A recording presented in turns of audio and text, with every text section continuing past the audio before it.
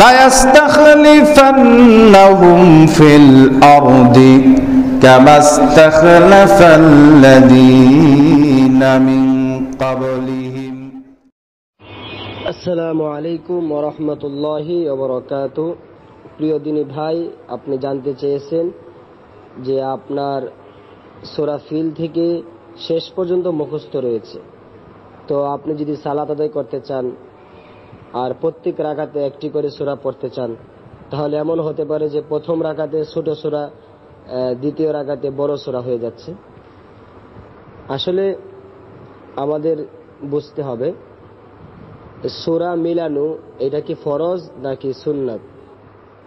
সূরা মিলানোটা এটা হচ্ছে সুন্নাত। কেউ যদি না মিলিয়েও পড়ে তাহলে তার সালাত হয়ে যাবে। সূরা ফাতিহা অবশ্যই পড়তে হবে। সূরা ফাতিহা ছাড়া অন্য সূরা মিলানো সেটা ফরজ নয়, সেটা হচ্ছে সুন্নাত। আর এই ক্ষেত্রে উত্তম হচ্ছে প্রথম রাকাতে বড় সূরা, দ্বিতীয় রাকাতে ছোট সূরা, এটাই পড়বে। এটা হলো স্বাভাবিক নিয়ম। কেউ যদি ব্যতিক্রম করে তাতেও সমস্যা নেই, তবে উত্তম হচ্ছে প্রথম রাকাতে বড় সূরা, দ্বিতীয় রাকাতে ছোট সূরা। তো আপনি যদি এভাবে পড়তে চান যে প্রথম রাকাতে একটু বড় করবেন, অর্থাৎ দুইটা সূরা একসাথে পড়বেন, আর দ্বিতীয় রাকাতে একটা সূরা পড়বেন, আপনি এভাবে সমন্বয় করে পড়তে পারেন। প্রথম রাকাতে দুইটা সূরা আর দ্বিতীয় রাকাতে একটি সূরা। আমি শুরুতেই বলছি প্রথম রাকাতে বেশি পড়া আর দ্বিতীয় রাকাতে কম পড়া, এটা হচ্ছে স্বাভাবিক নিয়ম।